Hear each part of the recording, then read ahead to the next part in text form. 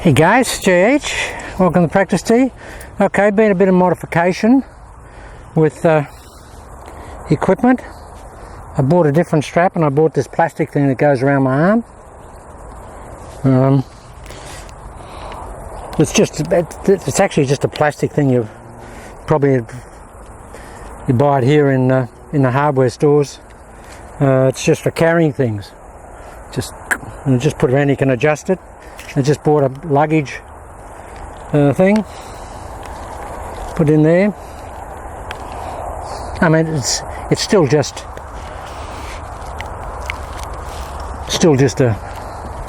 a basic type thing, but it'll suffice. It's much more comfortable than the other ones, much more. Okay, guys, what I want to talk today about. I'm going to do a fair bit of practice with this on, but what's really important is understanding the positioning of this trail arm. Now, the best way I can describe it is that if you were a gunslinger and you were going to draw, that's where your elbow would be. You wouldn't draw and your elbow would be back there. Elbow goes back, and that's what I feel like when I start down. The elbow actually goes this way a little bit, like a gunslinger. So we've got our gunslinger cock on the backswing. We're cocking the hammer, and on the downswing, we want to be here. We never ever want to go forward, guys. This is where this swing differs from everything else. People talk about connection of their arms together in the Leadbetter belt. But that was all up the top here and the arms close together, and like Hogan illustrated in his book 5 Lessons, where he had the bands around his arm, but he never did that with his golf swing. Don't know why he did that. I don't know how it got passed in the publication. That never made any sense to me, because he never did that. And he never talked about that. And yet it was in the book. But all that aside, so where this swing differs, guys, is that the arm is always behind the shirt line. If you've got a seam in your shirt, that elbow's got to be back there. And what you have to do is you have to school yourself and skill yourself when you're set up here, that it's always back here. I always try and feel the elbows behind my pocket. If I've got a pocket on any pants, it's behind the pocket here. It just stays back here. It never goes forward. It's back here. And it's the gunslinger, if he was here. There we are. That's the feeling. That's the way to get the feeling. If you're a gunslinger, you wouldn't have if you had to pull it out of your holster, the elbow would be back. You wouldn't do a gunslinger like that. So feel that here you are here. That's where it is. So that's the difference, and where it varies dramatically from any other golf swing is the positioning of the trail elbow behind the seam line in the shirt. It cannot come forward. And guys, it stays there with every single solitary club you have in your bag. It never varies. And that's why for me it feels so good, because it's essentially it's a wedge swing to a driver swing, cradle to the grave. It's the best way I can describe it. It's absolutely exactly the same feeling. And I was saying to one of my buddies here yesterday, that's why it doesn't matter what club I pick up. It feels the same. And when I pick the driver up, it doesn't make it just feels the same, because this is here. One of the big problems, guys, is this creep. I'll show you something. I'll just disconnect here. But a lot of guys will set up here. They'll set up here, and then when they've got the driver, they creep. This comes out here, creep. You can't.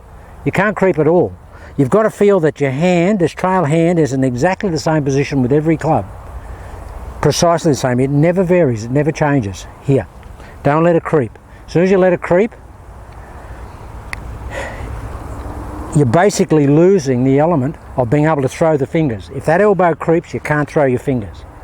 And you can't throw the hand, and you can't use the wrist hinge.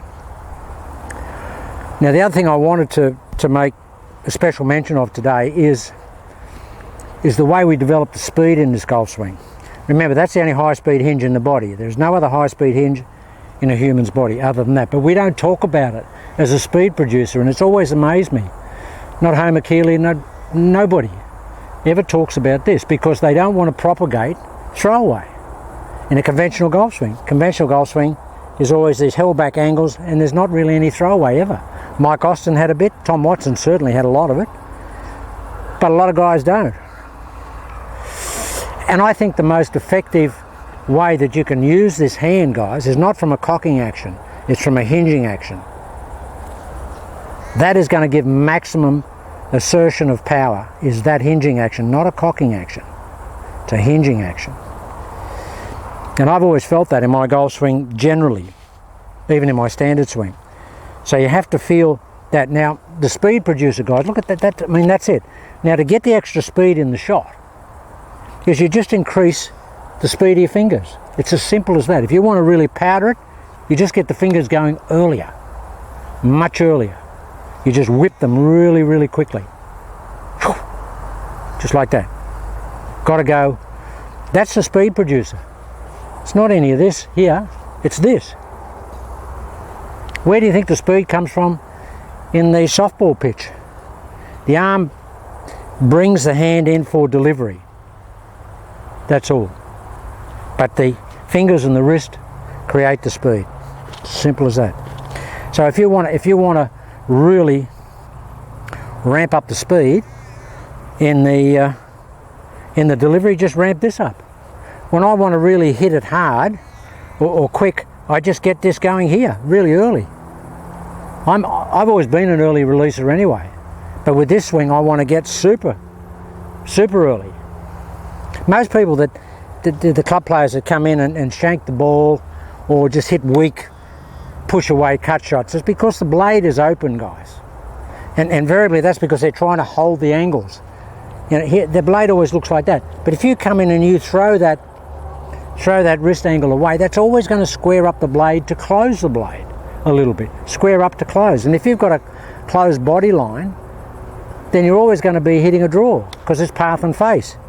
It's inside out attack with a closed club face, which is going to give you a draw. Every shot I hit with this swing is a draw because I'm in that position here. As I come in, I'm coming in with slightly closed here, and I'm firing the club here with the fingers, and there it is. And guys, the good thing about this will be the whole essence of your shot making. The high ball, the low ball. And it'll just be, you know, as we're throwing fingers up with a rise up, there it is for the high ball. We want the little slinger. We just fire the fingers in this way. Here.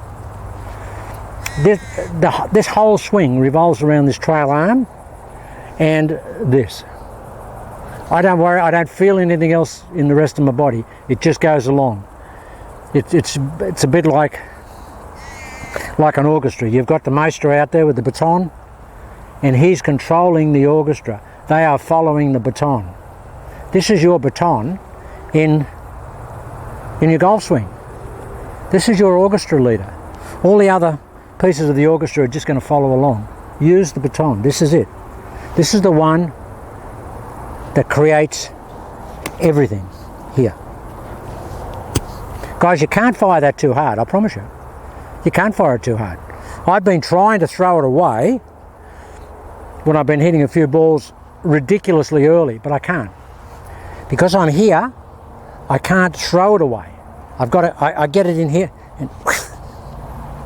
and I get this compression spring effect in my body. As I come in here, I get this, it feels like the body's like a compression spring. As I come in here, it's really compressing. I'm getting a lot of energy out of the ground. I'm getting a lot of this into the ground.